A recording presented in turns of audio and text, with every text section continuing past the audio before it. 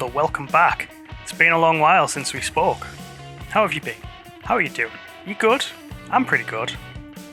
And I've got a new kind of video series for you here. It's a new series I'm calling Quickfire Rex, where I quickly go through 3 different movies or franchises that I think that you should check out immediately. I'm not going to go into too much detail, so these are going to be really spoiler light. You're probably not going to get anything ruined if you decide to watch this video for the movies in question. And so I figured, what's a better place to start than live action adaptations of anime and manga? It really is the perfect option because most people wouldn't be willing to check out these movies just based on the idea alone. Not me though. I've decided to make it my life's work to check out as much live action anime and manga as I can. I'm also doing the same thing for live action video game adaptations, and I gotta tell you, a lot of the anime ones are quite good. Video game ones, not so much. As someone who doesn't watch a lot of anime, I'm able to approach these live action stories with little bias. And really, you should be watching these live action movies kind of detached from the source material anyway. They tend to be standalone. They're not extensions of the lore, they're separate tellings of the same story. So without further ado, here are my Quickfire Rex. So the first franchise I want to talk about is Kingdom. Kingdom is set during the first Warring States period of China. It closely follows the Kingdom of Qin, first sovereign emperor of China, a mad monarch who federated our 7 warring states, and a couple of upcoming talented individuals within this kingdom. This is actually the same time period as the Zhang Yimou classic Hero. As of right now, I've only managed to see the first 2 Kingdom movies, with the 3rd in cinemas in Japan now and the 4th already being announced. So if you end up really enjoying these movies, it seems like there's plenty more to come.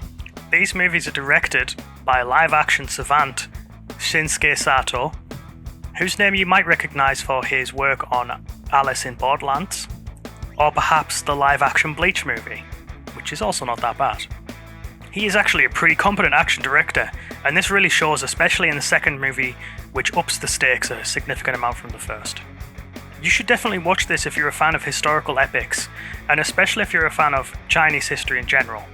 While not necessarily being historically accurate, it still has those beautiful design features that you expect from an ancient Chinese setting. Red Cliff is a great comparison for what makes this movie so good. The first movie, while it is filled with brilliant action sequences, is definitely a little bit more exposition heavy, whereas the second movie allows you to really breathe in the big tactical battles and the big warfare that happens. A lot like Red Cliff Part 2. And what's really interesting is that once they start getting to these big tactical battles, they kind of come from the viewpoint, instead of the general, of the individual foot soldier in the peasant militia. Even if the story is a little bit exposition heavy at the start, even if you end up not super relating to the characters, you shouldn't be disappointed with the action, especially in the sequel, where it reaches new heights. For me, there are plenty of likeable characters here who are well portrayed.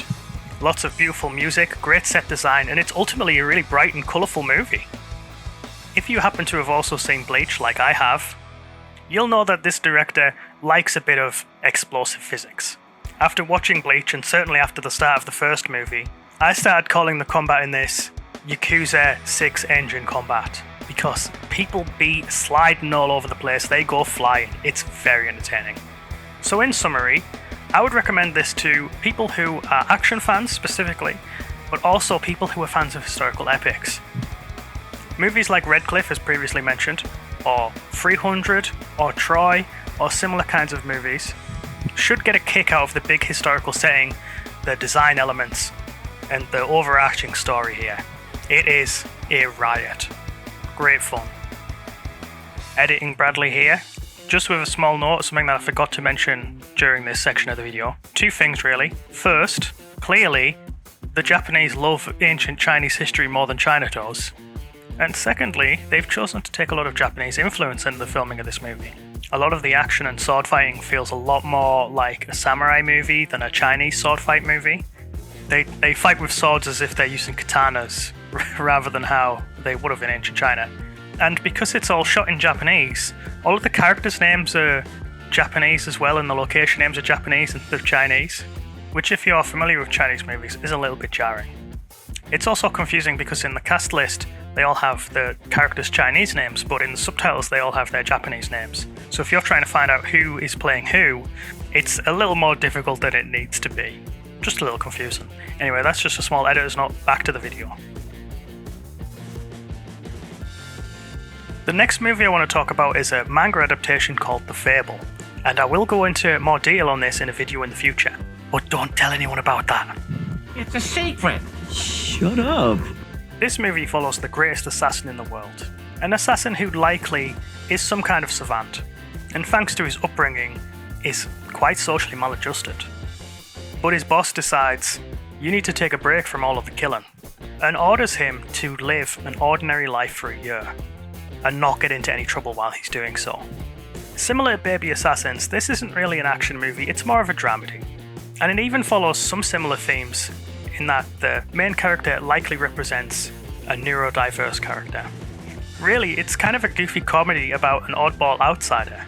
And while I look forward to expanding on this in a later video, what I will say in brief is that it is very sweet, it's very heartfelt, it's actually very funny, and still manages to be bookended by two really great action sequences. Just like Kingdom, this movie also has a sequel that's available to watch. But unlike Kingdom, I actually think the sequel is a little worse. It loses a lot of that character dynamic that makes the first one pop so much. It still ends up being pretty funny, and it still keeps a bunch of the character dynamics there. We also get to see a bit more of some characters we like, but didn't get to see a lot of in the first one. But it's also a lot of new characters who we have to grow familiar with, and I don't think these are as interesting. I actually think the plot in the first one comes together really nicely, and creates this nice dynamic and tension for the final sequences. In this one, it's a little bit less involved, there are less elements to that kind of build-up. But this isn't all bad, because it ends up leading to what is arguably a much better ending action sequence. And certainly one of the craziest ones you'll see this year. So even if the dramedy elements don't sound like they might work for you, maybe check this out simply just to see the great action sequences that bookend these two movies. And if you are a fan of Baby Assassins, this is a really good complementary piece. It has a similar kind of story, a similar kind of dynamic, and a lot of the comedy is actually pretty similar too. So I think if you're a fan of one, theoretically this one should really land for you and should be a really fun time. The final movie I want to talk about is Takahashi Miike's live-action adaptation of the manga Blade of the Immortal. I'm mostly talking about this one because I know everyone will get angry about me if I talk about Terraformers, but it's not that bad. Don't tell anyone I think so. It's a secret. Shut up. Miike, like Sato, has also made a bunch of live-action adaptations of both anime and video game. And if there's one thing you can count on from Miike, it's that you can't really count on what he's going to do. It's always okay to expect the unexpected when it comes to him. But I think Blade of the Immortal is a supremely effective action movie. It starts off almost like a From Software game, as a character is killed and then somebody puts a slug inside of him that brings him back. It's pretty wild. It also starts off in black and white, a really unique stylistic choice that works really well for the opening sequences.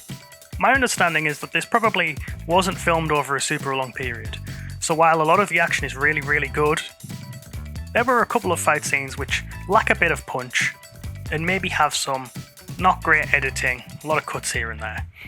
But the two big set pieces within this movie are these exhausting, powerful, and dramatic sequences in which, no joke, hundreds of people are killed. It becomes an experience to watch as the characters involved in these fight scenes slug away through guys and outlast people over and over again. Makes it kind of this exhilarating onslaught that makes it feel like you've gone on this journey with the characters, that you were in these battles because of how long and grueling and intense they are. The plot itself is okay. There are a couple of odd decisions, a couple of odd sequences, and certainly odd places of dialogue that are a little bit iffy. But overall it works.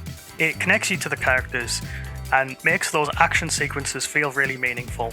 And like I say, while not all the action sequences are perfect, the ones that are great are so good and so much fun that it will make it feel worthwhile to have watched this movie. And that's not to say that the middle stretch of the movie is bad by any means.